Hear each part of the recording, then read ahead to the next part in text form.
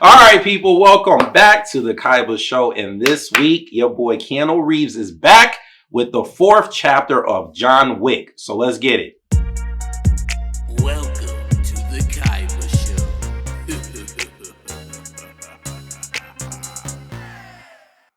All right, people. So John Wick Chapter 4. First off, before I even start, shout out to the late great Lance Reddick. If you haven't heard, he passed away earlier this week. He died in his sleep.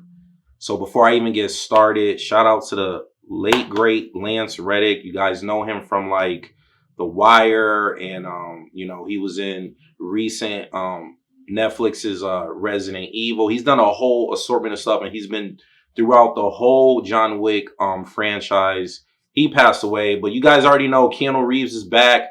We got Lawrence Fishburne back and the other hitters from the previous John Wick franchise. And yeah, basically the premise of this movie in a nutshell is we have John Wick, Keanu Reeves' character. He's trying to win his freedom because you guys already know for like the past John Wick 3 and a little bit of the end of John Wick 2, we already know like the table has like the whole world after John Wick. You know, he did something that he wasn't supposed to do, and he has like a major hit on his head. So in this movie, he's trying to finally win his freedom, and he found a way to do it. And that's all I'm going to say about the premise of the movie without giving too much away. And let's get straight into it. You guys, this is the fourth movie, so you already know the gist. I don't got a lot to say on this. The action was on point once again. Keanu Reeves did his thing. I don't know, like out of all his movies, this is probably going to be like my favorite character besides probably Neo from The Matrix that he has done. The shooting, like he shows like true marksmanship in all the movies. You could tell that he put a lot of training into learning how to work a gun throughout the whole franchise, and it looks like he gets better as each movie goes on. He truly looks like an assassin. You guys already know the martial arts, the choreography with that is on point. Your boy Donnie Yen, yeah, shout out to Donnie Yen. He's in this movie. Everything about the action was on point. Storyline was pretty good. I can't say too much about, the acting being horrible. We got great actors in here. We got, people like Lawrence Fishburne in here and Keanu Reeves and stuff like that. So none of the acting in this movie bothered me. There was probably like a few like little nitpick scenes here and there. We already know like by the fourth movie, like you can't lie. Some of the stuff that happens to John Wick almost is kind of like a come on, really? Like honestly, like he's always surviving like stuff that realistically it's like, come on, in real life, would that have happened that way? But besides that, we all know it's a movie, and there's this really great scene cinematography wise that they shot that I really liked because it reminded me of a third person video game.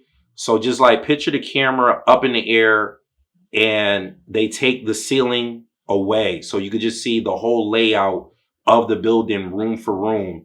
And John Wick is just going from room to room, taking people out. Obviously, people are shooting at him and trying to take him out. But for some reason, that aerial shot was like well done. It almost had a video game vibe to it, which reminded me of playing a third-person shooter game, kind of like Metal Gear, because I feel like there was a couple in the original Metal Gear for PlayStation. I felt like there was a couple of missions and stuff where like that's how the camera was placed. Especially when you fought that cyborg ninja guy, like the camera for the game was like kind of up in the air a little bit. So I don't know why, but that scene stood out for me, like cinematography wise. Like I just love that aerial shot. It was beautifully done. And this is why I just love film. I go and watch movies because of stuff like this. Like I love to catch like little stuff like that in movies. This movie was well done. As of right now, I'm teetering on which one is the best. Right now, it's probably like neck and neck with the third one.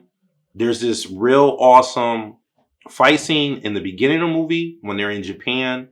And then there's a really, really, really good action sequence where the action scene, it seemed like it lasted for like 25 minutes, and it takes place in France, and it starts with the car chase and it ends with, the way it ends. You guys know my reviews are spoiler free, so I don't like to give you play by play on what the movie is. But those two action sequences stood out for me, and this movie was just spectacular. Like, I enjoyed it. This is probably like the first franchise where from the first movie on to the last one, which this looks like it might be a last one. We don't know. They could come up with some other plans and stuff like that. But just from start to finish, this is probably the first franchise where you could literally say every movie's good. Like, there's not one bad John Wick. Could there be a John Wick movie that's just a little bit better? Yeah, because it's the sequel, right? So we all know like 2 and 3 obviously are better than 1 because you got to go bigger, badder for the sequels. So, but just from the first movie on to this fourth one, none of them are horrible. Like, they keep getting better, and that's crazy. You never see a franchise where each movie keeps getting better. Can there be a mixed bunch? Like, the first one was good, the second one was okay, then they stepped their game up again for the third one, and then this time they're like Fast is a prime example of that. The Fast franchise is horrible, right? We only care about like the first one. Second and third one is hit or miss with a lot of audience members, even the fourth one. But guess what? When that fifth movie came out, everybody loved Fast 5. Fast 6 was like, oh yeah, it was cute. And then the franchise goes downhill again with like 7 and 8 and 9.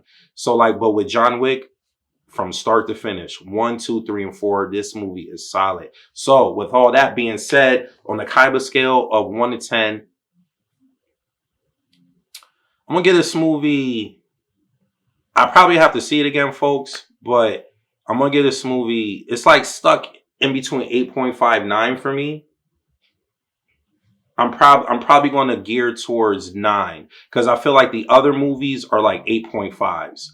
And I definitely enjoyed this movie. I never felt the runtime. Let's just say that. To put this movie in perspective, this movie's almost 3 hours long. It's like 2 hours and 49 or 2 hours and 50 minutes. For me personally, I never felt the runtime. So because of that, I'm going to give the movie a 9. Kaiba scale, 1 to 10. I'm going to give this movie a solid 9.0. And it's definitely worth checking out on IMAX. There's a lot of action scenes in this movie where you feel like the audio, you feel it. Like, there's a scene where John Wick is like punching a board and you felt the rumble in the theater of him punching this board. So it's definitely worth seeing in IMAX because the clarity of the movie was spectacular. And like I said, audio, got to see the movie in IMAX. And it's definitely going to be worth buying in 4K Blu-ray when it comes out. So definitely check this out this weekend. It's definitely worth regular admission. You do not have to go see this movie during matinee. I'm telling you right now. You're going to get your money's worth, especially if you're a huge John Wick fan. And yeah, just go check this movie out. So you guys on the drill, if you like what you see, you want to see more, please hit that subscribe button. After doing that, hit the bell button so you get notified every time I upload a video. Please leave a comment at the bottom. Let me know what you thought of John Wick. Is this your favorite one? You know, let me know what your ranking, of the 4 John Wick movies. And hit that like button. And I see you guys next time. Peace.